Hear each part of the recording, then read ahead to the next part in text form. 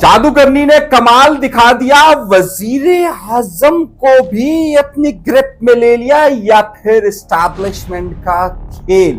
ایک رپورٹ کیا آئی ہے تہلکہ مچانے والی؟ کیا ایم کیو ایم میں نئی انٹری ہو گئی ہے؟ ایک ویڈیو کلپ نے بہت سارے لوگوں کو کیوں مجبور کیا ہے؟ مولانا فضل الرحمان کہاں پر غائب ہیں جب اتنی تبدیلیاں رونما ہو رہی ہیں؟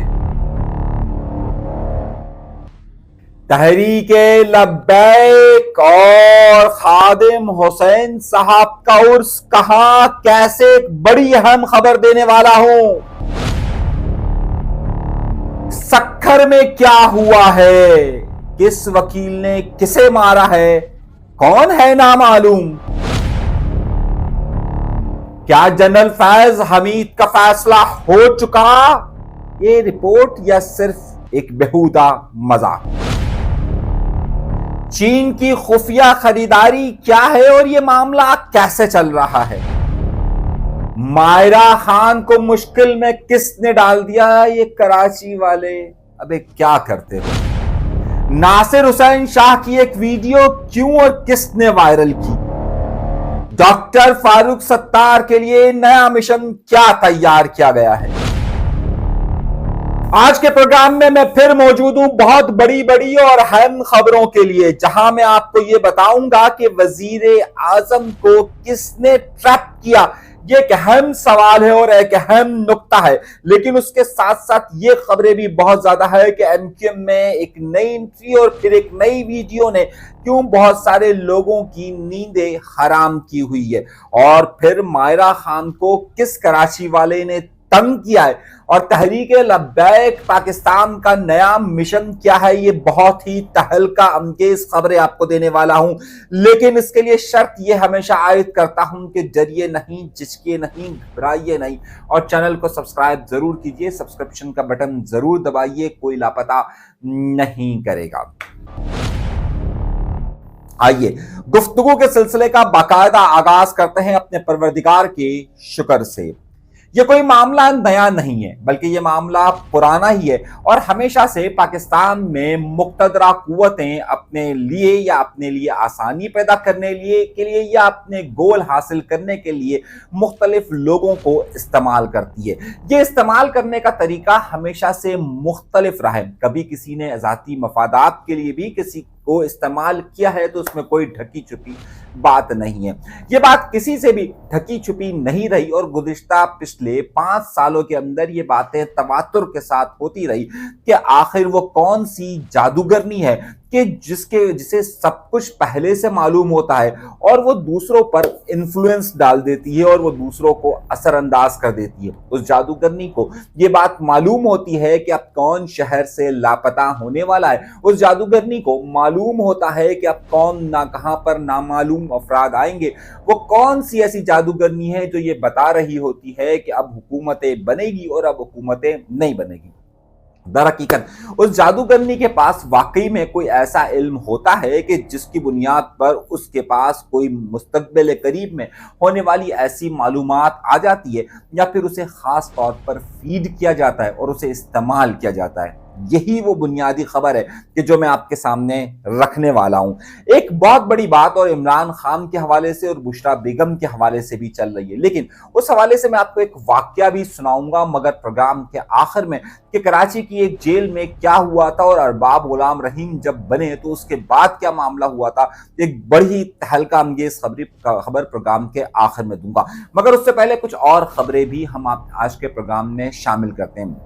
گزشتہ 2 دنوں سے ڈاکٹر فاروق ستار صاحب کو ایک خصوصی ٹاسک دیا گیا، اور ڈاکٹر فاروق ستار صاحب کو ٹاسک یہ دیا گیا ہے کہ انہیں 30 تاریخ کو ملیر میں ایم کیو ایم کا ہونے والا جلسہ کامیاب کرنا ہے، اور اس حوالے سے پوری ایم کیو ایم جہاں جت گئی ہے، وہاں پر پچھلے 2 دنوں سے ڈاکٹر فاروق ستار صاحب ملیر کے جلسے کی تیاریاں کر رہے ہیں۔ لیکن سوال یہاں پر یہ اٹھتا ہے کہ آخر ڈاکٹر فاروق ستار ہی پوری تیاری کر رہے ہیں یا ایم کیو ایم کر رہی ہے؟ ایم کیو ایم اس وقت 3-4 گولز پر علیحدہ چل رہی ہے۔ ایم کیو ایم نے ایک ماسٹر پلان کے لیے دستخطی مہم کا سلسلہ شروع کیا، اور اس میں ایک دوبارہ سے پرانے چہرے کو نئے طور پر انٹروڈیوس کیا، اور وہ نیا چہرہ ہے حیدر अब्बास रिजवी का। हैदर अब्बास रिजवी इस वक्त एमक्यूएम के तंजीमी मामलात के अंदर तेजी के साथ एक्टिव हो रहे हैं। ये जो दस्तखती मुहिम के लिए जो जिम्मेदारान का प्रोग्राम रखा गया वो भी हैदर अब्बास रिजवी ने रखा, और इस वक्त कराची के मुख्तलिफ इलाकों में जो कैंप्स लगाकर दस्तखत करवाए जा रहे हैं वो भी हैदर अब्बास रिजवी कर रहे हैं। यूं तो 90 की दहाई का यह पुराना तरीक़ेकार है कि एक दस्तखती मुहिम शुरू की जाए। शायद एमक्यूएम को मजीद जदीद होने की ज़रूरत है और अब उसे इस टेक्नोलॉजी का इस्तेमाल करना शायद अभी थोड़ा सा वक्त लगेगा। लेकिन एमक्यूएम में क्योंकि अभी भी वही जिद्दत के मामलात हैं कि किस तरीके से गूगल पर वोटिंग होती है और किस तरीके से दस्तखती मुहिम होती है, ये सारे इंकशाफात एक अलग बहस है। लेकिन इस वक्त क्योंकि वो पुराना तरीक़ेकार रहा है, भाई आइए दस्तखत करवाइए, इसके जरिए एमक्यूएम ये चाहती है कि वो अवाम के दरमियान में रहे, और इसी अवाम के दरमियान में रहने के लिए उन्होंने 30 तारीख का भी जलसा किया है। अब सवाल मेरा ये नहीं है, सवाल मैं आपको जो खबर देने वाला हूं वो उससे ज्यादा अहम और इंपॉर्टेंट है, और यह है कि हैदर अब्बास रिजवी जहां एक्टिव हुए हैं वहीं पर हैदर अब्बास रिजवी की इस दस्तखती मुहिम के लिए ध्यान में रखिएगा दो चीजें इस वक्त चल रही है। एक वो चल रहा है कि जो एमक्यूएम का इस वक्त 30 तारीख का जलसा है, जो जिसके लिए डॉक्टर फारूक सत्तार साहब, कामरान टेसूरी साहब यानी कि भाईजान और उनकी टीम वहां पर मसरूफ अमल है, और दूसरी तरफ जो है ये दस्तखती मुहिम का सिलसिला जारी है। तो इस दस्तखती मुहिम के अंदर एक वीडियो क्लिप रिकॉर्ड किया गया और उस वीडियो क्लिप ने कई लोगों के लिए एक नई परेशानी का भी बाइस बने। खबर आपको बड़ी देने वाला हूं, इसलिए जरा सी इसकी तमीद बांधना बहुत ज्यादा जरूरी था कि यह मामला हो क्या रहा है, और जिसकी वीडियो आई है उसके बारे में बताने से पहले कुछ और दो चीजें मैं जरूर बताना चाहूंगा। पहली बात यह कि आपको मालूम है कि इस वक्त जो पीएसपी का ग्रुप है और जो एमक्यूएम पाकिस्तान का ग्रुप है वो दोनों अलहदा इस वक्त चल रहे हैं, और पीएसपी के अनीस कायम खानी साहब इस वक्त एमक्यूएम पाकिस्तान के किसी प्रोग्राम में जहां नजर नहीं आ रहे, इसी तरीके से उनके साथ लेने वाले लोग भी बहुत ज्यादा एक्टिव नहीं है। दरहकीकत ये सारी एक्टिवनेस, ये सारे मामला किसी एक तकर्रुरी या एक तबादले या फिर किसी के आगे पीछे जाने के साथ उसको तशबीहन पेश किया जा रहा है। यानी कि क्या ये बात देखी जा रही है कि क्या अनीस कायम खानी साहब या ये सारा मामला जो चल रहे हैं ये क्या मुस्तफ़ा कमाल साहब के एक्टिव होने की बात कर रहे हैं कि मुस्तफ़ा कमाल साहब यहाँ कराची में एक्टिव होंगे और उसके बाद ये सिलसिला होगा, या फिर ये निगाहें कहीं और है। यानी कि ये मुस्तफ़ा कमाल साहब जो क्योंकि जब से मिनिस्टर बने उसके बाद से कराची में उनका वो इन्फ्लुएंस या उस तरीके से उनका आना जाना या ये सियासत उस तरीके से नहीं रही, क्योंकि मेरा इशारा खास तौर पर उस वक्त है। लेकिन इस वक्त अनीस कायम खानी साहब के मुतालिक अलहदा बातें कही जा रही है। जहां पर अनीस कायम खानी साहब की दूरियां हुई हैं वहीं पर कुछ वो लोग जो कि इस ग्रुप के साथ नाखुश थे और जिन्होंने बहुत ही बहालत मजबूरी पहले अल्ताफ हुसैन साहब को छोड़ा और बाद में बहालत मजबूरी उन्होंने एमक्यूएम पाकिस्तान को अलविदा तो नहीं कहा लेकिन इससे दूरी जरूर इख्तियार की। और अब जिस तरीके से हैदर अब्बास रिजवी फाल हुए हैं उसी तरीके से वो लोग भी फाल हुए हैं कि जो कि उस ग्रुप के जाने का इंतजार और दूसरी तरफ से अपनी कबूलियत का इंतजार कर रहे थे। वो बार बार ये बात कह रहे थे कि हमारा ताल्लुक एमक्यूएम पाकिस्तान से ही, हम कहीं पर भी नहीं गए। मैं जिस नाम की तरफ इशारा कर रहा हूं वो है वसीम अख्तर साहब। अब वसीम अख्तर साहब जहां पर मुख्तलिफ पॉडकास्ट के अंदर नजर आ रहे थे, इंटरव्यूज के अंदर नजर आ रहे थे, वहीं पर अब ये जो दस्तखती मुहिम चल रही है उस हवाले से बाकायदा वसीम अख्तर साहब ने अपनी एक वीडियो क्लिप रिकॉर्ड किया। मेरी रिक्वेस्ट है उन लोगों से जो कराची से प्यार करते हैं, मोहब्बत करते हैं और कराची को मजीद तबाही से बचाना चाहते हैं, तो वो मास्टर प्लान 2020 को सपोर्ट करें। इसी में कराची के लोगों की और कराची की भलाई। ये उनका पहला गुज़िश्ता 2023 के बाद से यानी कि 23 पूरा 24 और ये 25 का अख्ताम के बाद तकरीबन पौने 3 साल के बाद अब उनका एक एक्टिवली एमक्यूएम की किसी मुहिम के लिए बाज़ाब्ता वीडियो पैगाम आया है कि उस दस्तखती मुहिम में शिरकत करें। मेरी बात को गौर से समझिएगा। पहले उन्होंने दूरी इख्तियार की, हालात और वक्त का तकाजा या मजबूरी समझ लीजिए कुछ भी हो, उन्होंने दूरी इख्तियार की। उस दूरी इख्तियार करने के बाद दूसरे फेज में उन्होंने अपनी अपीयरेंस देना शुरू की। तीसरे हिस्से में उन्होंने मुख्तलिफ पॉडकास्ट करना शुरू की और अब चौथे मरहले के अंदर उन्होंने बाकायदा एमक्यूएम की किसी मुहिम के लिए अपनी राय, अपनी इजहार और अपनी ओपिनियन उसमें दिया है और उसमें लोगों से कहा है। अब इसका आखिरी मरहला रह जाता है कि जिसके बाद वो बाकायदा एक्टिवली किसी किरदार को अदा करने की तरफ रह जाते हैं। तो क्या अब वो वक्त करीब आ रहा है और वो तमाम ग्रुप्स और वो तमाम लॉबीज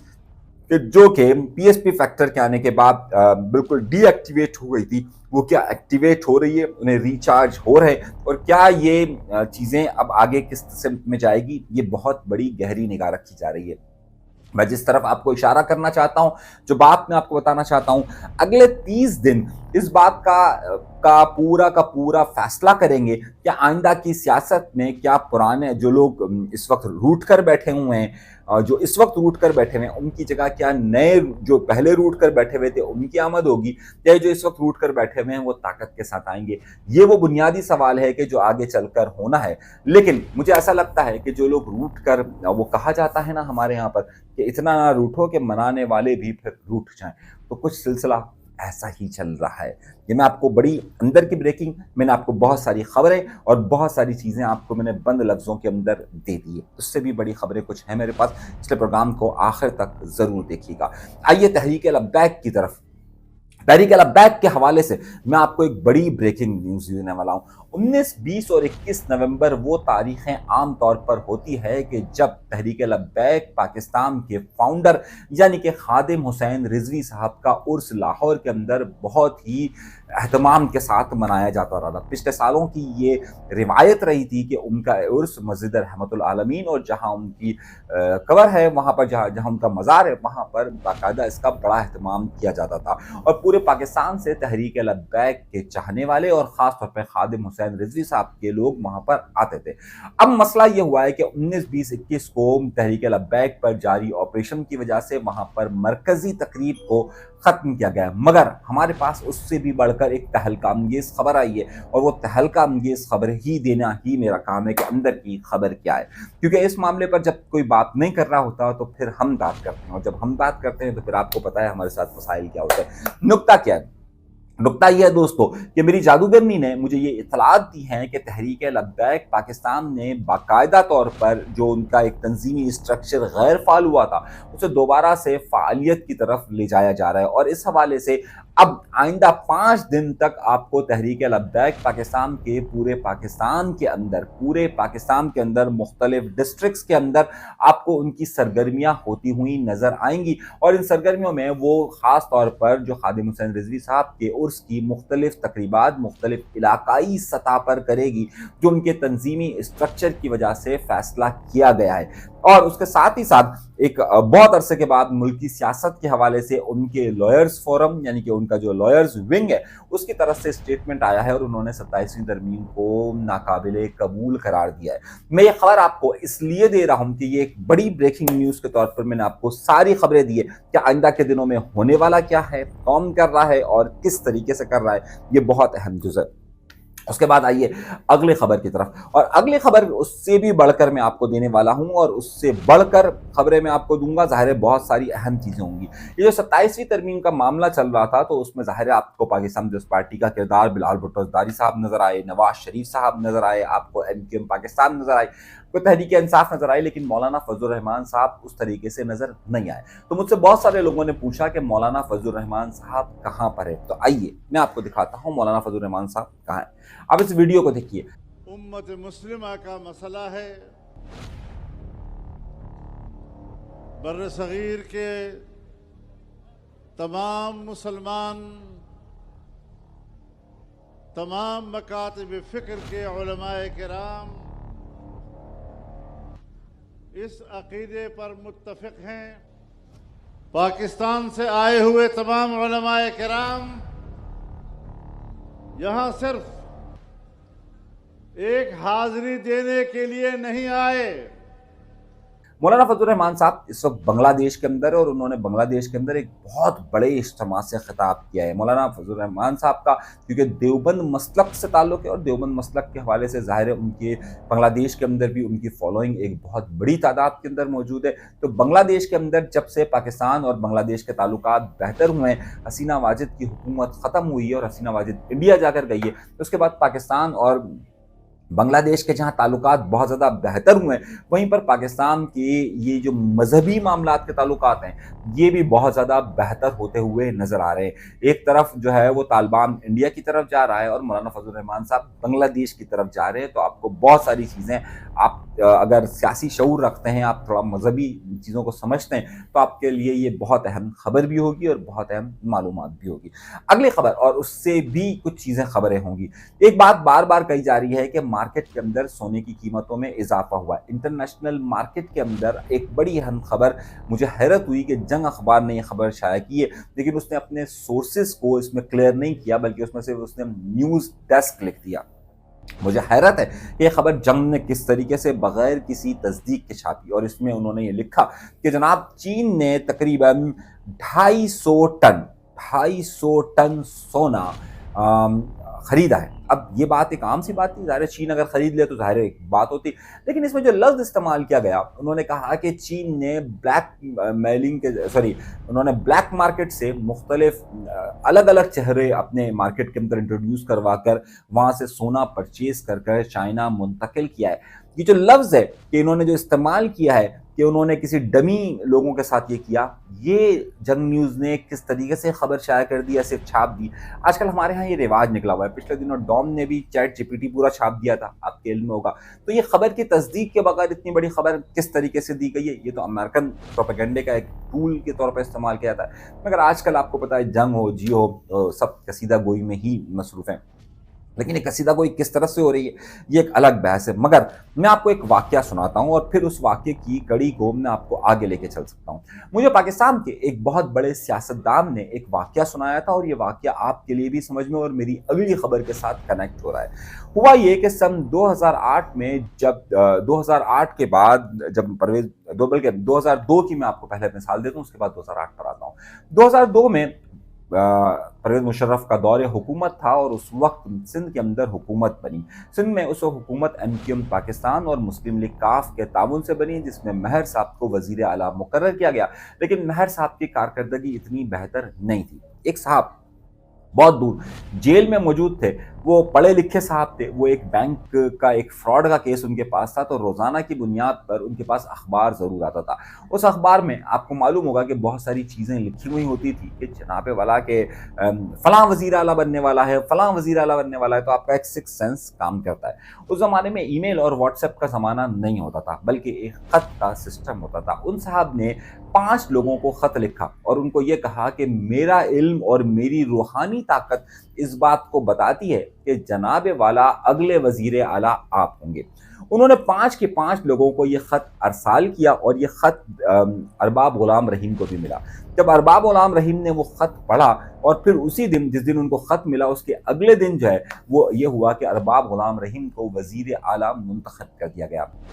ارباب غلام رحیم اس صاحب سے بڑے متاثر ہوئے اور اسے واقعی میں اپنا پیر ماننے لگے، کیونکہ وہ بہت ہی زیادہ روحانی علم کی انہوں نے بات کی تھی، اور وزیر اعلیٰ کا کہہ دیا تھا۔ انہیں اس بات کا علم نہیں تھا کہ وہ پہلے بھی 4 لوگوں کو خط لکھ چکے، یعنی 5 لوگوں کو خط لکھا تھا، اس میں سے کسی ایک کو تو وزیر اعلیٰ بننا تھا، تو وہ صاحب وزیر اعلیٰ بن گئے۔ اب ہوا یہ کہ وہ صاحب جب ارباب غلام رحیم جیل کا دورہ کرتے ہیں اور ان صاحب سے خصوصی طور پر ملتے ہیں اور ان سے کہتے ہیں کہ آپ ہمارے پیر و مرشد ہیں، اور پھر اس کے بعد وہ صاحب جو کہ بینک میں فراڈ کے کیس میں مبتلا ہوتے ہیں، وہ ایک پیر و مرشد کا روپ اختیار کر لیتے ہیں، اور ظاہر وزیر اعلیٰ کے پیر ہوتے ہیں، تو جیل میں ان کو خصوصی سہولیات دی جاتی ہے، تمام چیزیں دی جاتی ہے، اور پھر تمام مراد دی جاتی ہے۔ تو کچھ لوگ اس انفارمیشن کا بھی استعمال کرتے ہیں۔ ہوا یہ میں نے اپنے پروگرام میں آپ کو بتایا کہ پاکستان میں مقتدرہ لوگ عام طور پر بہت سارے لوگوں کو استعمال کرتے ہیں۔ جب بشریٰ بیگم کی شادی ہو جاتی ہے عمران خان صاحب سے، اور ظاہر عمران خان وزیر اعظم بن جاتے ہیں، تو اس بات کو سمجھا جاتا ہے کہ وہ کون سا ایسا انفلوئنس ہے کہ جس کے ذریعے وزیر اعظم کو یا عمران خان کو اس وقت کور کیا جا سکتا ہے، اور اس کی سب سے اہم وجہ تھی، سب سے بڑا نام تھا بشریٰ بیگم کا۔ اس وقت کے جنرل فیض حمید صاحب نے اس وقت کی اسٹیبلشمنٹ میں ایک خاص بندے کو ڈھونڈا گیا کہ جو کہ ایک پیر تھے، اور وہ پیر بھی بشریٰ بیگم صاحبہ کے پیر تھے۔ یہاں پر پاکستان کے مقتدرہ حلقے اس پیر صاحب کو ایک خبر دیتے تھے، اور وہ پیر صاحب جا کر بشریٰ بیگم کو دیتے تھے، اور بشریٰ بیگم وہ خبر جا کر دے دیتی تھی عمران خان کو، اور وہ بتاتی ایسی تھی کہ میری جادوگرنی نے یہ بتایا ہے، میرے علم نے یہ بتایا ہے کہ فلاں بندہ ٹوٹ جائے گا، اور فلاں بندہ جلد آپ کی خدمت میں حاضر ہو جائے گا۔ اور پھر دوسرے دن یہ ہوتا تھا کہ وہ شخص اس کی خدمت میں، عمران خان کی خدمت میں حاضر ہو جاتا تھا اور عمران خان کہتے تھے واہ یار کیا تمہارا علم ہے۔ یہ بات میں نہیں کہہ رہا، یہ مختلف اخبارات میں چھپی ہوئی، اور برطانیہ کے ایک بہت بڑے تحقیقاتی ادارے نے یہ خبر کل شائع کی ہے۔ اس میں یہ بات کہی جاتی تھی کہ مختلف علوم کے ذریعے بات دی جاتی تھی جو بات، اور عمران خان پر انفلوئنس کیا جاتا تھا، یعنی کہ پاکستان کے مقتدرہ حلقے ابتدائی طور پر بشریٰ بیگم کو اس کام کے لیے استعمال کرتے تھے کہ بشریٰ بیگم پر ان کا ایمان زیادہ بڑھے اور بشریٰ بیگم ہی ان کے لیے کرے، اور پھر بشریٰ بیگم کے پاس انفارمیشن کے دوسرے سورسز بھی تھے۔ عمران خان اس روحانی علوم کا اتنا زیادہ گرویدہ ہو گئے تھے کہ وہ آخر تک اس کے ساتھ رہے، اور مختلف کالے جادو کی چیزیں ہوتی رہیں یا نہیں ہوتی رہی وہ ایک الگ بحث ہے، مطلب سوال میرا یہ نہیں ہے۔ یہاں پر دو باتیں بڑی اہم ہیں اور دونوں باتیں بڑے اہم نقطے کی طرف واضح طور پر کہتی ہیں۔ ابتدائی طور پر آپ کے کچھ گیس ہوتے ہیں، آپ کے کچھ اندازے ہوتے ہیں، اور ان اندازوں میں سے اگر آپ صحیح جگہ پر پن کر دیتے ہیں تو پھر آپ کو بڑا ولی مان لیا جاتا ہے کہ جس طریقے سے جیل میں موجود اس بینک فراڈیے کو مانا گیا۔ دوسرا جو ہے وہ لوگ ہوتے ہیں کہ جو واقعی میں انفارمیشن کسی سے لیتے ہیں اور انفارمیشن پھر آگے دیتے ہیں، لیکن وہ انفارمیشن کا سورس بتانے کے بجائے اسے اپنی علمی قابلیت یا پھر اپنے ذرائع کے طور پر بتاتے ہیں۔ مگر سوال یہ ہوتا ہے کہ اگر آپ وزیر اعظم کے عہدے پر فائز ہوتے ہیں یا آپ وزیر اعلیٰ کے عہدے پر فائز ہوتے ہیں تو آپ کو حقیقی بنیادوں پر فیصلے کرنے ہوتے ہیں اور آپ کو حقیقت پسندی کا مظاہرہ کرنا پڑتا ہے۔ اکثر وہ لوگ کہ جو سیاسی چیزوں سے اور حکومتی امور سے باخبر نہیں ہوتے، وہ آپ کو کسی گڑھے کھڈے میں ڈال دیتے ہیں۔ وہی حال ارباب غلام رحیم کا بھی ہوا اور وہی حال عمران خان کا بھی ہوا، اور آئندہ دنوں کے اندر یہ حال ایک اور رہنما کا بھی ہونے والا ہے جس کی وضاحت میں آپ کو آگے چل کر کروں گا۔ مگر کچھ لوگ ایسے ہوتے ہیں جو ہر بات میں تکے لگاتے ہیں اور جو اپنے خیالات کو خبر کا رخ دے دیتے ہیں، اور ظاہر ہے وہ یہ بتاتے بھی نہیں ہیں کہ یہی ہوا ہے۔ پچھلے دنوں ایک بڑے اہم نام ہے، پی ٹی آئی سے ان کا بڑا وابستہ رہا، صحافت سے تعلق رہا، ایک زمانے میں اسٹیبلشمنٹ کرتے تھے اور ان کے تو باقاعدہ فتوے موجود تھے کہ پاکستان کی فوج کے خلاف یا اسٹیبلشمنٹ کے خلاف اگر کوئی بات کرتا ہے تو اس کی گردن اڑا دینی چاہیے، اور پھر ان کے ہی کسی کی محبت میں تعلقات اتنے خراب ہو گئے کہ اب وہ عجیب و غریب باتیں کرنے لگے۔ میں بات کر رہا ہوں صابر شاکر صاحب کی۔ صابر شاکر صاحب نے ایک خبر دی اور اس کو بعد میں پاکستان کے کئی سوشل میڈیا گروپس نے بھی چلایا کہ جنرل فیض حمید کا پورا معاملہ ہو چکا ہے، اور جنرل فیض حمید کا جو فیصلہ ہے وہ ایک واٹس ایپ گروپ میں شیئر کیا گیا ہے۔ میں آپ کو اطلاعاً عرض دے رہا ہوں کہ یہ خبر بیہودہ ہے اور اس میں کوئی حقیقت نہیں ہے۔ کبھی بھی اس طرح کے فیصلے گروپس میں شیئر نہیں ہوتے، اور ابھی تک جو میری اطلاعات ہے یہ سماعت کا سلسلہ جاری ہے۔ تو جنرل فیض حمید کے مستقبل کا فیصلہ ابھی متوقع نہیں ہے، لیکن آئندہ دنوں کے اندر ہو سکتا ہے، 2-4 مہینے اس میں لگیں گے، لیکن فوری طور پر یہ فیصلہ ہوتا ہوا نظر نہیں آ رہا ہے۔ یہ میں آپ کو خبر کی بنیاد پہ کہہ رہا ہوں، کسی تبصرے اور تکے کی بنیاد پر اور کسی جادوگرنی کی معلومات پہ نہیں کہہ رہا، یعنی کہ جو جادوگرنی نے کسی اور سے معلومات لی ہو، اس میں ہماری ہی خبر ہے۔ ایک اور معاملہ جو بہت زیادہ چل رہا تھا، بہت زیادہ خبروں کا حصہ رہا، اور وہ تھا کہ صبا قمر صاحبہ نے کہا تھا کہ اللہ نہ کرے میں کراچی میں رہوں، تو اس پر آج یہ سوال جو ہے وہ ایک بڑی اہم معروف اداکارہ ہے ماہرہ خان صاحبہ، اور ان سے پوچھا گیا کہ آپ کا کراچی کے حوالے سے کیا خیال ہے۔ اچھا وہ تھوڑی پہلے جھجکی، گھبرائی کہ ایسا نہ ہو میں کراچی کے بارے میں بات کروں تو لاہور ناراض ہو جائے، میں کوئی بات کروں اور صبا قمر کے ساتھ میرے تعلقات ہیں وہ خراب ہو جائے۔ تو ماہرہ خان نے بچا کر ساری باتیں کی اور کہا کہ لاہور کا لٹریچر مجھے بہت زیادہ پسند ہے، اور کراچی تو وہ شہر ہے کہ جو سب کو پسند آ جاتا ہے، کراچی ہر شخص کو ماں کی طرح رکھ دیتا ہے۔ کراچی ہے، لاہور ہے، لیکن کراچی سب سے بڑا شہر ہے اور کراچی سب سے اعلیٰ شہر ہے۔ یہ بات میں آپ کو اسی لیے کہہ رہا ہوں کیونکہ واقعی میں کراچی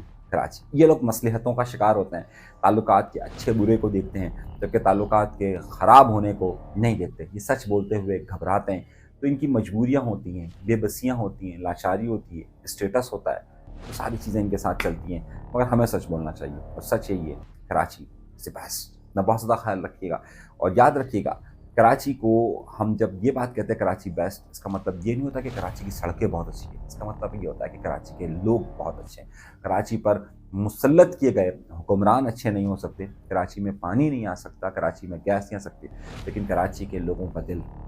بہت بڑا ہے، اور میں اسی دل کو کہتا ہوں یہ بیسٹ ہے۔ اپنا بہت زیادہ خیال رکھیے گا۔ اللہ تبارک و تعالیٰ آپ سب کو خوش و خرم رکھے، آباد رکھے، سلامت رکھے، قائم رکھے، اجازت دیجیے، اللہ نے